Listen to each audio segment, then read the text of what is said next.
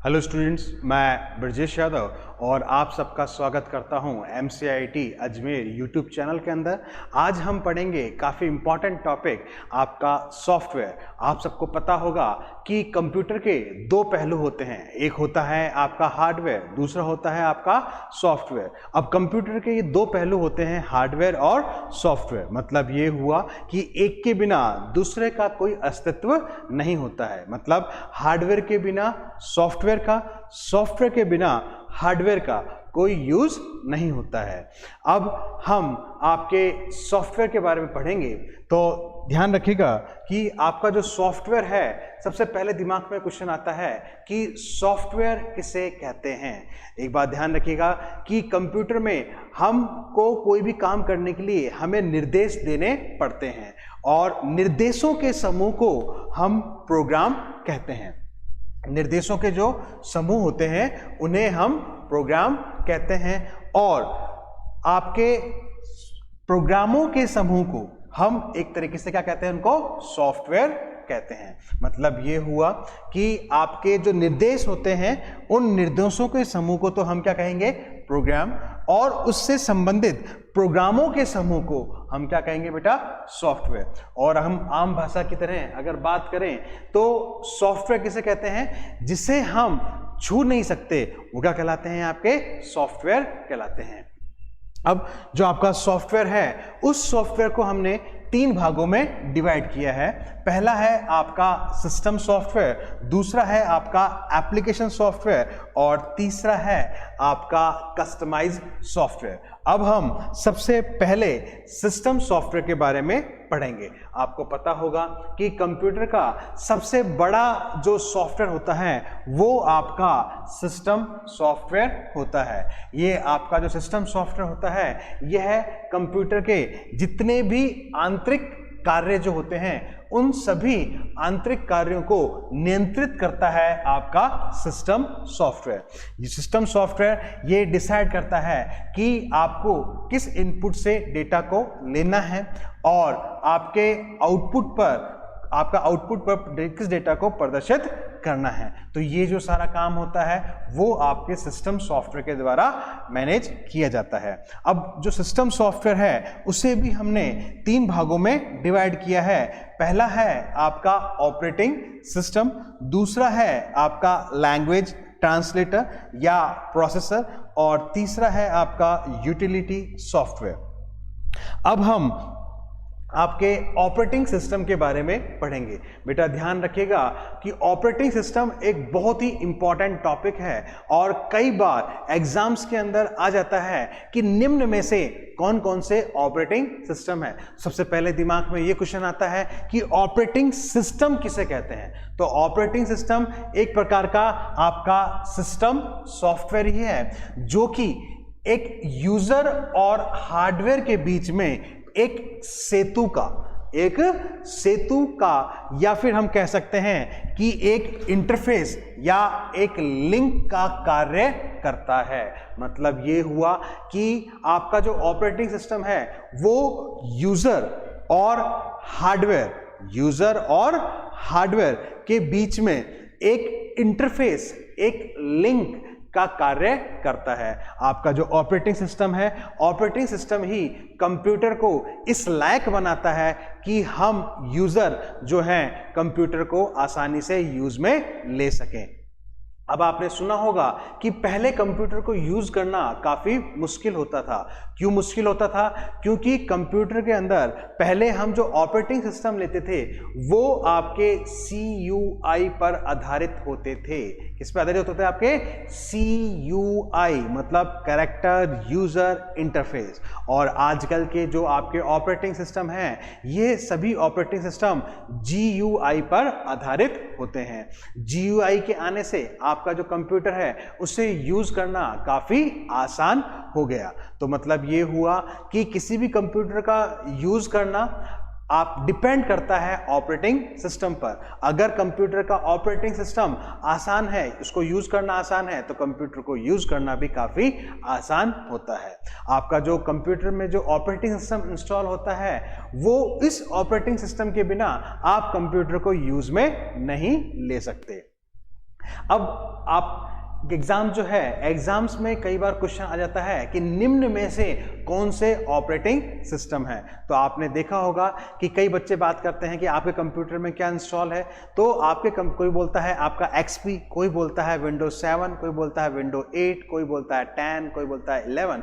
तो ये जितने भी एग्जाम्पल्स हैं ये सारे के सारे ऑपरेटिंग सिस्टम के ही हैं। बिना ऑपरेटिंग सिस्टम के हम कंप्यूटर को यूज नहीं कर सकते, मतलब बिना ऑपरेटिंग सिस्टम के कंप्यूटर को यूज करना काफी मुश्किल होता है।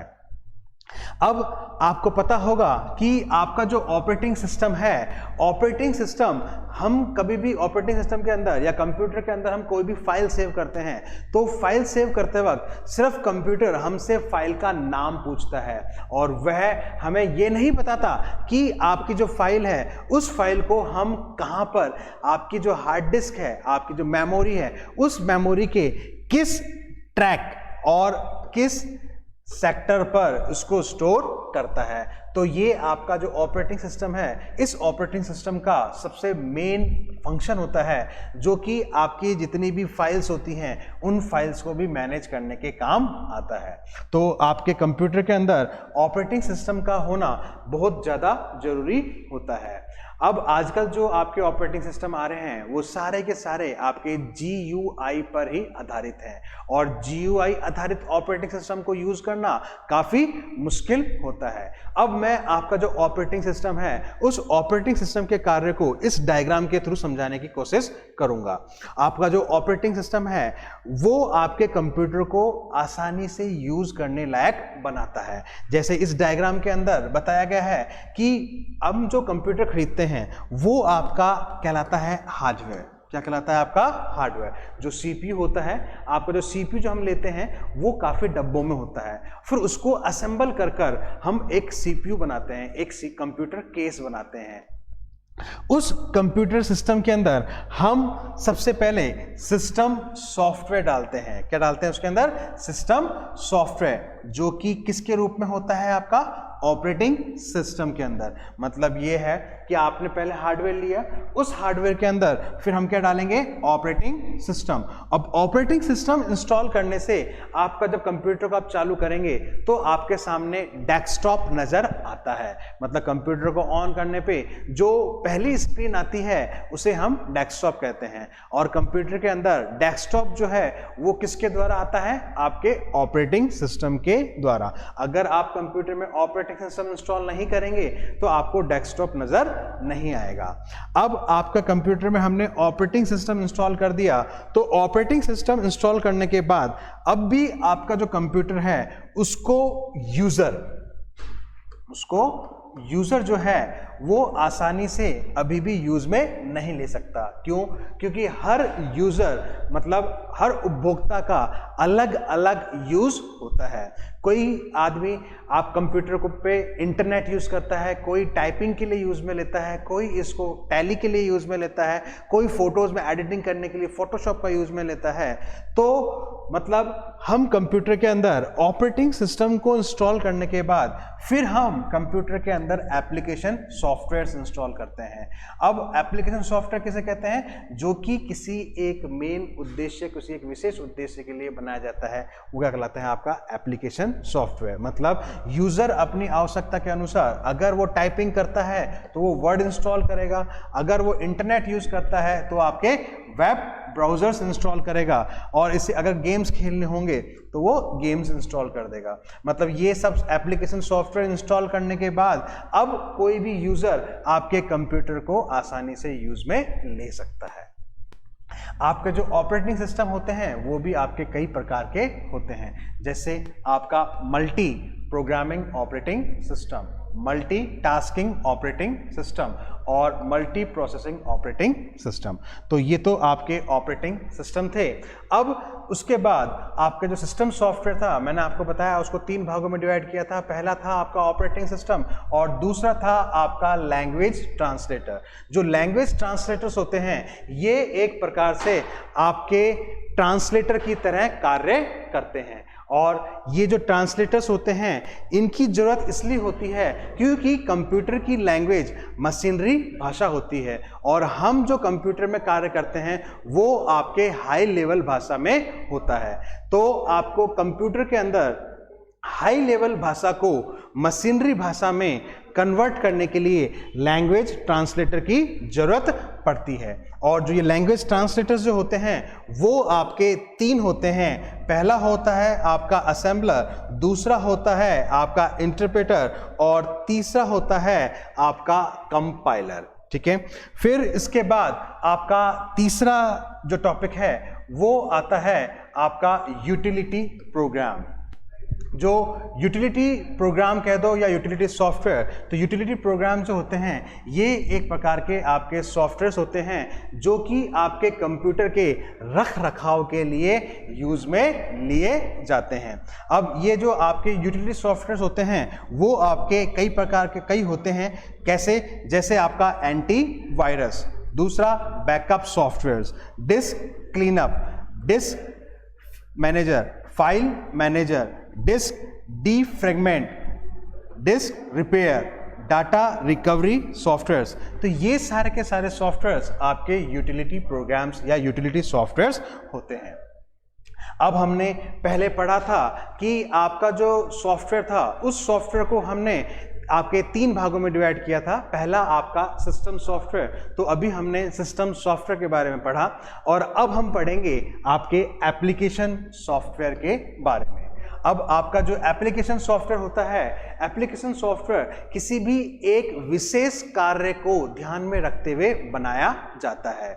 जैसे कि आपका पेरोल सिस्टम और टैली, ये जो हैं ये आपके एक प्रकार से एप्लीकेशन सॉफ्टवेयर्स हैं। जैसे और हैं आपके जैसे MS word, MS excel, MS access और कई आपके काफ़ी सारे एप्लीकेशन सॉफ्टवेयर्स होते हैं। जैसे आपके ग्राफिक्स से रिलेटेड आपके कोरल ड्रू, फोटोशॉप, है ना, और आपका DBMS सॉफ्टवेयर्स होते हैं जैसे डेटाबेस मैनेजमेंट सिस्टम, इसमें आपका ओरेकल, MySQL, ये सब जो हैं ये आपके एक प्रकार से आपके DBMS सॉफ्टवेयर्स होते हैं। और कई आपके वेब ब्राउज़र्स भी होते हैं।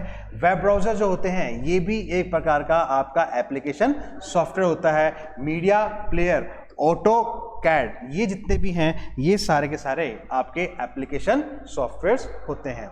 फिर तीसरा आता है आपका कस्टमाइज सॉफ्टवेयर। अब जो कस्टमाइज सॉफ्टवेयर है, कस्टमाइज सॉफ्टवेयर एक प्रकार का वो सॉफ्टवेयर होता है जो कि कोई भी एक निजी व्यक्ति अपने निजी प्रयोग के लिए, मतलब कोई भी निजी व्यक्ति या कोई भी निजी संस्था अपने निजी प्रयोग के लिए जो सॉफ्टवेयर बनाता है वो आपके कस्टमाइज सॉफ्टवेयर कहलाते हैं। अब ये कस्टमाइज सॉफ्टवेयर के अंतर्गत जैसे कोई भी स्कूल, कोई भी संस्था अपने यूज़ के लिए अगर कोई सॉफ्टवेयर बनवाती है तो वो सॉफ्टवेयर आपके कस्टमाइज सॉफ्टवेयर के अंतर्गत आते हैं। अभी तो हमने आपके सॉफ्टवेयर्स के बारे में पढ़ा, तो मैं ऐसी आशा करता हूं कि आपको सॉफ्टवेयर के बारे में समझ में आया होगा। धन्यवाद।